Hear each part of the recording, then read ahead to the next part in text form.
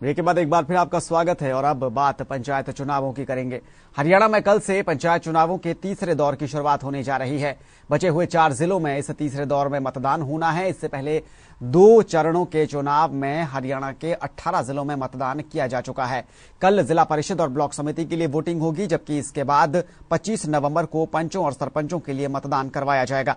इसके लिए पोलिंग पार्टियों को रवाना कर दिया गया है। कल सुबह 7 बजे से वोटिंग शुरू होगी और शाम 6 बजे तक ये मतदान चलेगा।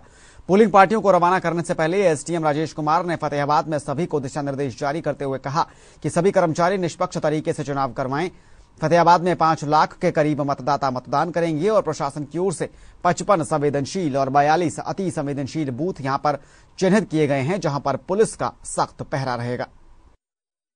और उधर पलवल में भी कल मतदान होना है। यहां भी पुलिस की तरफ से सुरक्षा व्यवस्था चाक चौबंद कर दी गई है। साथ ही जिला प्रशासन की तरफ से तमाम पोलिंग पार्टियों को भी मतदान केंद्रों के लिए रवाना कर दिया गया है। यहां भी कल जिला परिषद और ब्लॉक समिति के लिए वोटिंग की जाएगी। 702 मतदान केंद्रों में से 70% मतदान केंद्रों को यहां संवेदनशील और अति संवेदनशील केंद्रों में शामिल किया गया है। पुलिस की तरफ से 80 पेट्रोलिंग पार्टियां बनाई गई हैं और करीब 5500 पुलिस कर्मचारियों और अधिकारियों की ड्यूटी चुनाव में रहेगी। जिला निर्वाचन अधिकारी अजय कुमार ने बताया कि पंचायती राज संस्थाओं के आम चुनाव को सुचारू रूप से करवाने के लिए जिले के सभी खंडों के 702 मतदान केंद्रों के लिए 773 पोलिंग पार्टियां बनाई गई हैं। इनमें से 71 पोलिंग पार्टियों को रिजर्व में रखा गया है। पंचायत चुनाव को लेकर सारी तैयारियां जो हैं बखूबी चल रही हैं। बहुत सारी जो हमारी प्रिपरेशंस है पूरी हो चुकी हैं।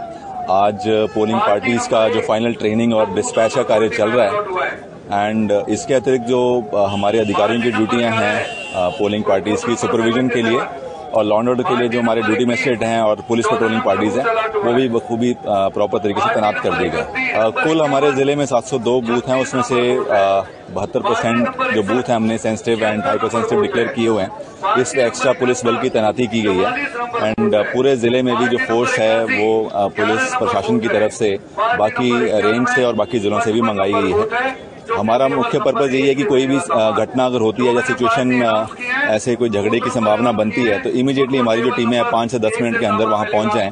80 टीमें ऐसी हमने नियुक्त की हैं duty magistrate and police patrolling parties की।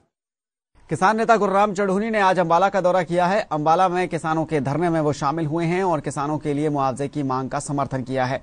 अंबाला के रतनहेड़ी गांव में किसानों का ये धरना चल रहा है, जो लगातार अधिग्रहित की गई जमीन के मुआवजे की मांग कर रहे हैं। इसी धरने में किसान नेता गुरुराम चढ़ूनी पहुंचे थे। उन्होंने बताया कि अंबाला में बनने जा रहे अंबाला शामली एक्सप्रेसवे के लिए किसानों की जमीन ली गई थी, जिसका मुआवजा नहीं दिया गया। इसके लिए किसान अंबाला के गांव रतनहेड़ी में धरना लगाकर बैठे हैं। उन्होंने चेतावनी दी कि अगर जल्द से जल्द किसानों को उनका मुआवजा नहीं दिया गया तो इसे लेकर बड़ा आंदोलन किया जाएगा।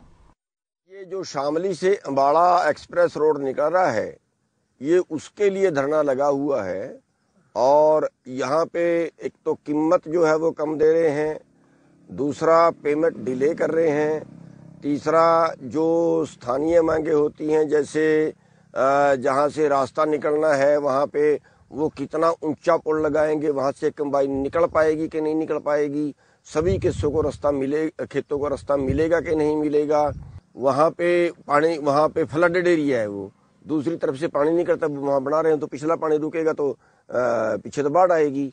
तो उस पानी की निकासी ये किस तरह से करेंगे, या और भी सभी जगह पानी की निकासी चाहिए, कब ज्यादा बारिश हो जाए वो तो नहीं पता। तो ये सभी चीजें उन्होंने कोई क्लियर नहीं की हैं और आके काम लगा दिया है। और अब बात गीता महोत्सव की करेंगे। धर्मनगरी कुरुक्षेत्र में गीता जयंती महोत्सव का आयोजन किया जा रहा है। इस महोत्सव में देश के अलग अलग राज्यों से कलाकार पहुंचे हैं और अपने अपने राज्यों की कला का मंचन यहां पर कर रहे हैं। बड़ी तादाद में दर्शक भी और सैलानी भी इस गीता महोत्सव में पहुंच रहे हैं। गीता महोत्सव में विभिन्न राज्यों की संस्कृति और लोक कला का संगम देखने को मिल रहा है और विभिन्न राज्यों से आए कलाकार अपने अपने राज्यों की कला का बखूबी यहां पर मंचन कर रहे हैं। 18 दिनों तक चलने वाले अंतर्राष्ट्रीय गीता महोत्सव में तमाम राज्यों की संस्कृति का संगम उमड़ा है और वहीं कुरुक्षेत्र एशिया के विश्वविख्यात ब्रह्म सरोवर पर विभिन्न राज्यों की संस्कृति की झलक के साथ साथ महाकुंभ भी लगा है। 18 दिनों तक ये कार्यक्रम यहां पर चलना है और इसका औपचारिक आगाज राष्ट्रपति द्रौपदी मुर्मू 29 नवंबर को करेंगी। एक और ब्रेक का वक्त हो चला है, लेकिन खबरें अभी और भी बाकी हैं। आप बने रहिए पीटीसी न्यूज के साथ। चल लौटते हैं।